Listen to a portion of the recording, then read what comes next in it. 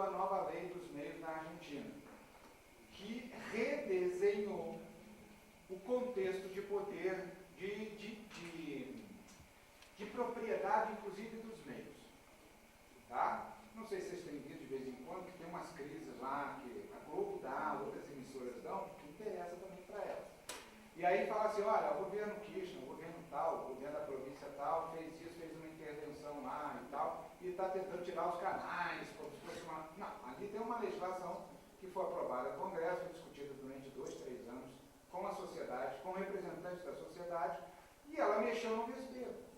O vespeiro significa algo no Brasil como? Será que a Globo tem que ser a proprietária de todos os canais que ela tem? Ou dos contratinhos de gaveta lá que existem? Para que ela não é a proprietária, mas é a retransmissora e que garante a rede da emissora.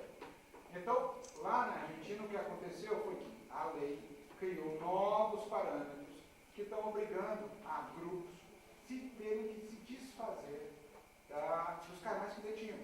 Se eu tenho 1000 canais, um grupo não pode ter 700 canais. Só um, por exemplo. Estou dando um exemplo. Tá? E ele estabeleceu uma coisa muito interessante nesse sentido do equilíbrio da posse dos canais. 1/3 dos canais é estatal, 1/3 é o chamado público e 1/3 é de mercado. Então, o que nós temos é que a linha de mercado, eu vou alcançar no máximo 1/3 do espaço completo do espectro radioelétrico. Isso no Brasil, se a gente pensar em conseguir fazer algo assim, eu não sei nem o que daria. Eu vou mexer nas circunstâncias que estão aí. Então eu vou falar para o dono da RBS que ele não tem que ter tantos canais no sul. E vou tirar metade dos canais dele. Né? E em outros lugares. Então, isto, por exemplo, está acontecendo na Argentina. Já criou condições para discussão sobre programação. Já se estabeleceu um canal público de não foi feito. Outros casos disso, olha, o problema é a discussão política que está ao redor disso. Bolívia, eu não tenho como dar uma resposta em qual país que mais pode se destacar. Eu posso citar alguns como esse, que estão promoveram legislações, mudanças, né? E que essas mudanças, de alguma maneira, estão fazendo com que esse cenário seja transformado e seja discutido. Tá? Ou rediscutido, se for o termo. Tá? Para se estabelecer novos parâmetros de funcionamento e novos espaços de poder, né? nesse universo da radiodifusão e da detenção dos canais de rádio e televisão. Tá? Você disse que existem aproximadamente 10.000 rádios comunitárias no Brasil, certo? Um pouquinho mais, é. Qual a importância? Esse número é sempre mais. Qual a importância dessas rádios para você? Olha, a importância conceitual, eu sou de uma geração que a gente lutou durante anos para ter rádio comunitária. Era um negócio assim que a gente falava assim, com as comunitárias, as piratas europeias, a gente vai conseguir ter isso um dia. E acabou conseguindo ter. Na emissora, ela não tem voz, ele ganha dinheiro com aquilo, ele vende espaço político para o grupo de apoio que ele está ajudando lá na cidade. Então, o sistema ele não é puro, né? E isso é muito ruim, porque a parte das comunitárias não gosta de escutar isso muito não. Né? Mas isso é uma análise de pesquisador, não é uma análise de militante. Eu quero muito que as comunitárias estejam bem, mas nós temos problema comunitário, mas necessariamente o que a gente tem que perceber e observar, e falo aqui para nós que somos possíveis pensadores sobre isso, cada um na sua maneira, que é essa emissora ela tem que servir ao propósito comunitário. E não que o propósito comunitário dela seja maquiado e que, na realidade, ela esteja apresentando os mesmos problemas, as mesmas críticas. Eu não sei em que medida isso acontece, porque eu não tenho um levantamento sobre isso, falar, metade das comunitárias não são comunitárias. Eu não posso falar isso. Mas eu posso falar que o número é muito maior do que a gente... tá? Então, a gente vê que tem algum problema nesse espaço agora, que a ideia do comunitário é fantástico, é super legal, isso eu não tenho a menor dúvida disso, no sentido ideal. Vem tramitando no Senado Federal um projeto que autoriza emissoras de rádio a transmitirem o programa Voz do Brasil em horários diversos. O senhor acha isso uma boa? E o que poderia fazer com que o programa se tornasse mais atrativo para o público? Olha, ele já está respondendo.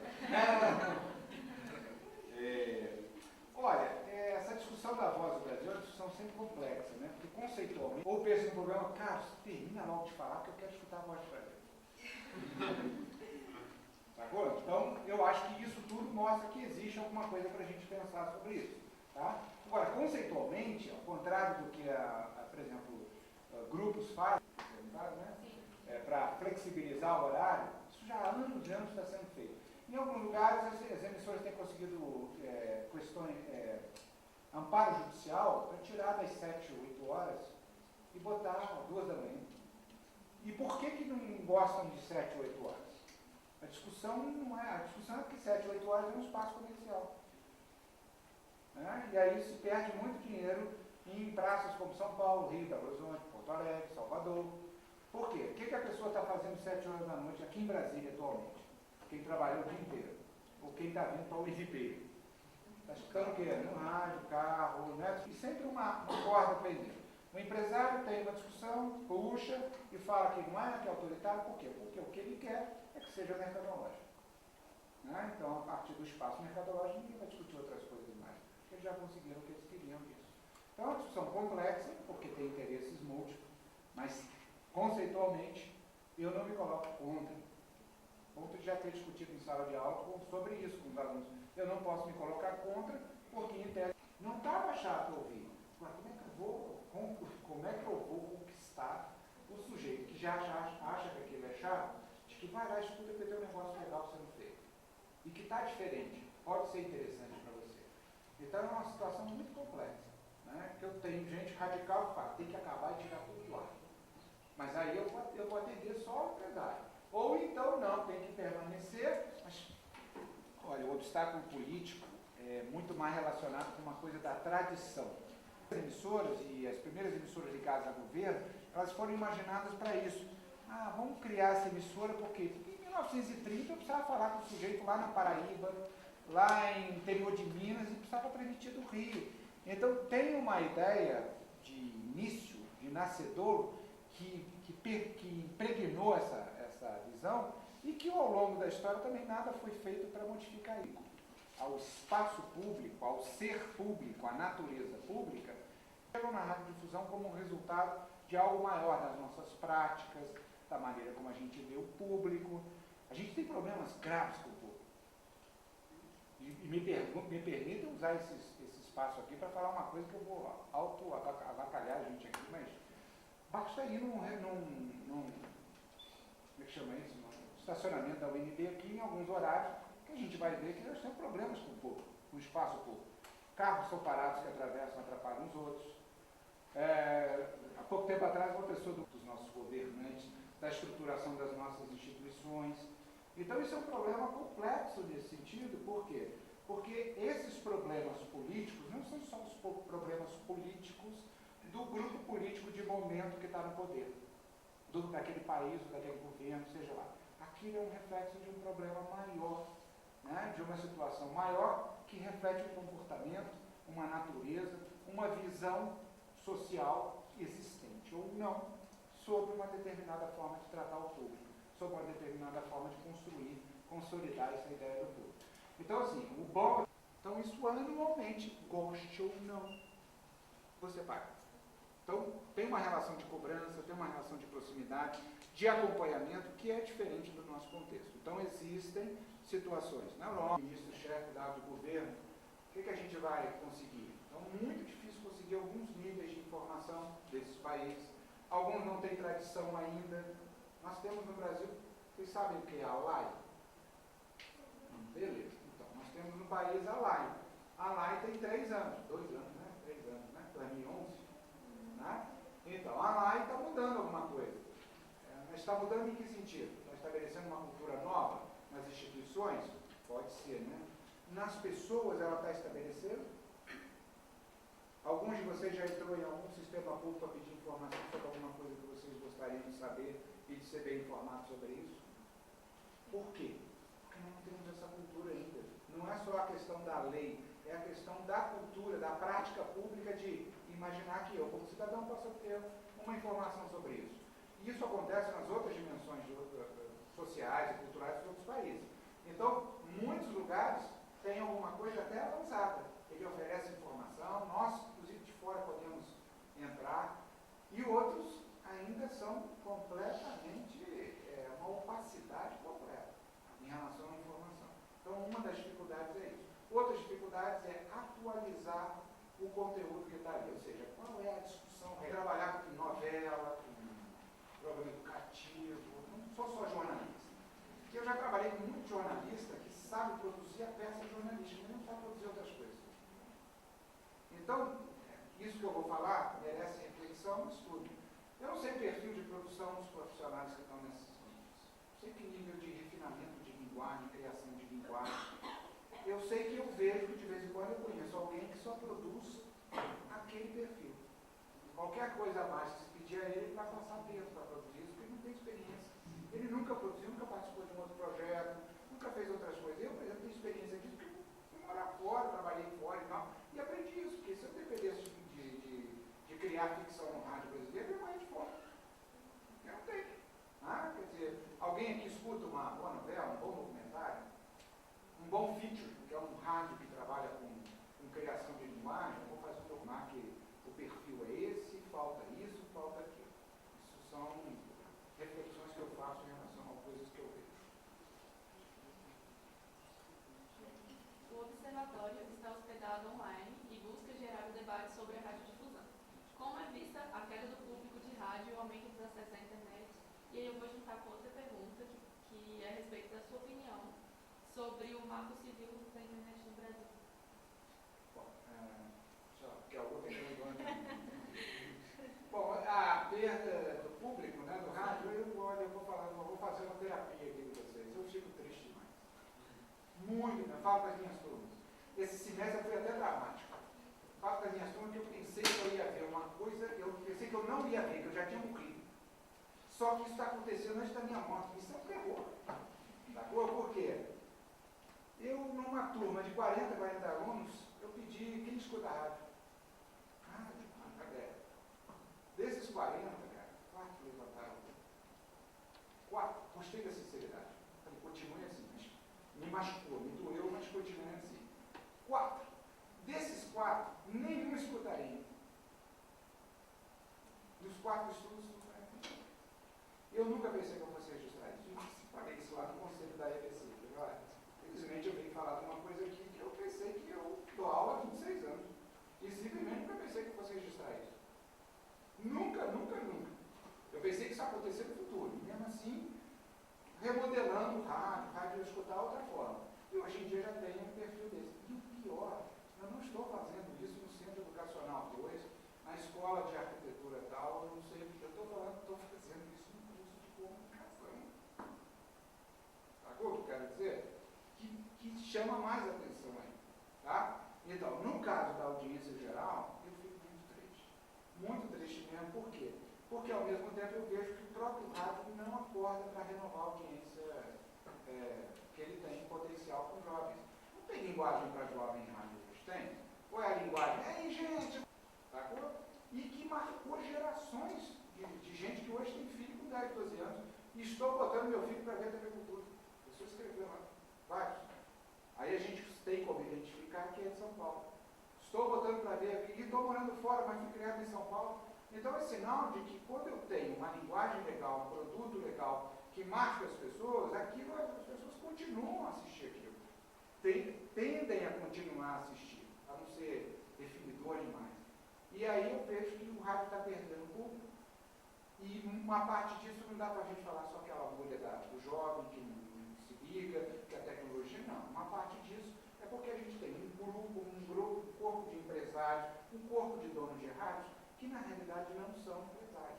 E olha o que aconteceu. Então, volte e meia, quando terminamos um relatório, produzimos um material, fazemos a divulgação desse material. Isso é uma forma que haja uma circulação desse material no universo acadêmico, global, de outra maneira. O resultado tem sido bastante interessante. Então, assim, nós temos tentado fazer uma divulgação que bote à tona esses temas que nós estamos abordando.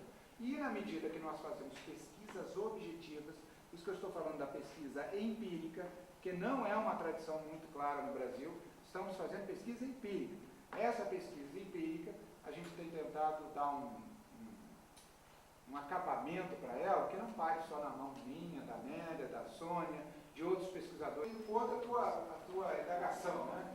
Mas talvez na rádio, em emissoras públicas, talvez seja um lugar onde a gente tem a possibilidade de encontrar mais programas diferentes sobre isso. Só não é generalizado e às vezes não é mantido alguns projetos, mas tem coisas muito interessantes demais. Isso é muito barato, entre aspas, né? Muito barato em relação ao produto mais elaborado, né? Por isso que ao longo do dia a gente escuta aí 80, 90 músicas. Daqui a pouco, se tu escutar demais. Não, e tu já vai prever que vai tocar música tal. O bloco, aí vai tocar música tal. Volte e meia, eu já fiz isso com alguém que escuta muito rádio. Eu estava brincando, falei, tem algum poder mágico? Tem, espiritual. Vai tocar essa. Porque eu sei que o ciclo que tocou às 10 horas de ontem, um cara pega e bota de madrugada, vai tocar o mesmo ciclo da música. É um exemplo real. A criação da EBC é uma coisa muito legal, que botou, criou um espaço, uma situação nova para se discutir isso. Tanto é que, assim, há 2 anos atrás, 1 ano e meio, se eu não me engano, posso estar equivocado, se criou uma segunda empresa de Estado. Sobre isso é a ETC. É verdade, empresa pernambucana de comunicação, influenciada nos moldes da EBC, que também está influenciada em outros moldes de outros lugares, e juntando isso tudo para criar uma nova maneira de funcionar, que não seja mais uma agência nacional, uma Radiobras, alguma coisa de governo, que fale, que exista para falar para o governo. Então, isso é um processo longo, tem que mudar a cultura institucional, a cultura dos servidores, a cultura do jornalista que trabalha nesse lugar, a cultura do prestador de serviço que está lá, para que todo mundo possa ter a ideia do seguinte: qual é o meu maior padrão aqui? Não é o governo. O meu maior padrão, em outros lugares, em outros sistemas públicos, é o ouvinte, é o espectador. É ele que garante a manutenção de um projeto bem feito de televisão, cara. Tá? E não simplesmente o governo do momento tal ou do período tal. Tá? Então, nesse sentido, eu não tenho como falar que está mais engessado. Pelo contrário, já melhorou bastante, né, com a criação dessa coisa. Agora, se você me perguntar, para a construção de um conceito de natureza pública para ser aplicado à radiodifusão de maneira geral, nós temos problemas fortíssimos sobre isso, porque isso mexe na nossa estrutura histórica, política, cultural, social, tudo junto, né? Que faz com que a gente não, que essa pessoa que eu falei no começo da minha fala aqui, fala assim: mas você está querendo que a Globo perca o canal dela, mas o canal é dela. Não, a sua visão é essa, mas o canal não é dela.